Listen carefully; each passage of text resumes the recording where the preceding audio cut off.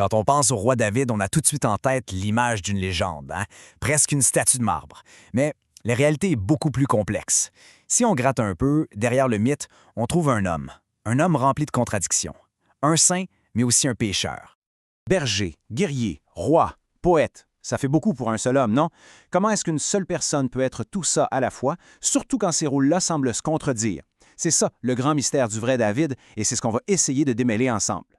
Regardez ça, c'est vraiment frappant. D'un côté, on a le simple berger. De l'autre, le roi tout-puissant. Le guerrier sans pitié et juste à côté, le poète ultra-sensible. Le saint et le pécheur. On se demande comment tout ça peut tenir dans la même personne. C'est vraiment ce paradoxe qui est fascinant. Et c'est là-dessus qu'on va se pencher. Alors, pour y voir plus clair, voici le plan. D'abord, on va voir comment il est passé de berger à héros. Ensuite, on va s'attarder au roi qui a unifié un royaume. Après ça, on plonge dans le vif du sujet, ses grandeurs, mais aussi ses faiblesses, et on finira avec son héritage qui est, disons-le, éternel. Alright, on commence. De berger à héros. On part des champs de Bethléem pour arriver jusqu'au trône. C'est toute une histoire. Faut s'imaginer la scène. L'histoire de David, ça commence pas du tout dans un château. Non, non. Ça commence dans la poussière, dans les champs. C'est le plus jeune d'une famille ordinaire, dans un petit village que personne connaît, Bethléem, et c'est là, au milieu nulle part, qu'un prophète, Samuel, débarque et le choisit, lui, pour remplacer le roi. Disons que c'est le début complètement improbable d'une montée absolument spectaculaire. Et quand je dis spectaculaire, cette montée de l'ombre à la lumière a été fulgurante, vraiment, presque trop rapide pour y croire. Pensez-y, Onesta. Le gars passe de berger, que personne ne connaît, à héros de guerre acclamé par tout le monde.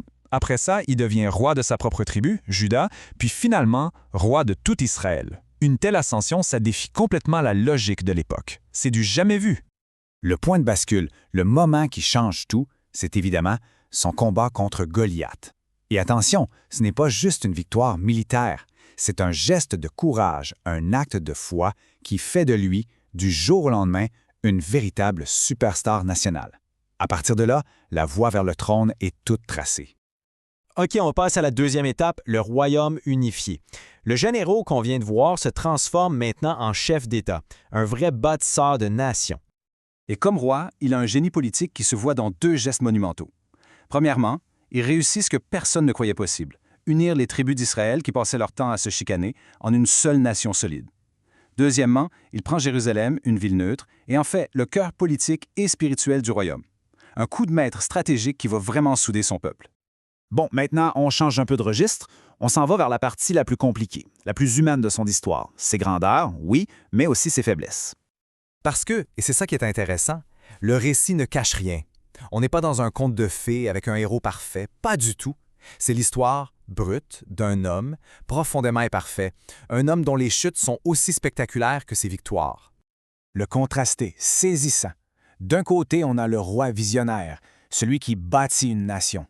De l'autre, l'homme rempli de failles, celui dont les passions vont semer le chaos. Son adultère avec Beth-Shabée, qui le mène à faire tuer le mari de celle-ci. Sa propre famille qui se déchire dans des guerres intestines, jusqu'à la rébellion de son propre fils, Absalom.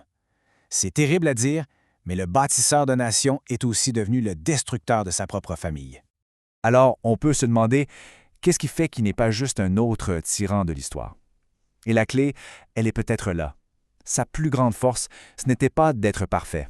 Loin de là. C'était sa capacité incroyable à se repentir. Après chaque erreur, même les pires, il y a cette reconnaissance de sa faute, cette humilité, un retour vers le divin qui est aussi intense, aussi profond que ses péchés.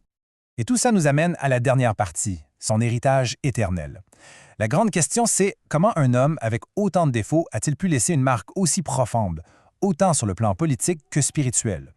En fait, son héritage, il est double. D'un côté politique, il fonde la maison de David, une dynastie royale qui va marquer l'histoire pendant des siècles.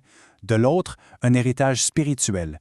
On l'associe aux psaumes. Et les psaumes, c'est des poèmes, des prières d'une profondeur incroyable, qui parlent de tout, de la joie immense à la pire détresse. C'est devenu le livre de chevet de millions et de millions de croyants.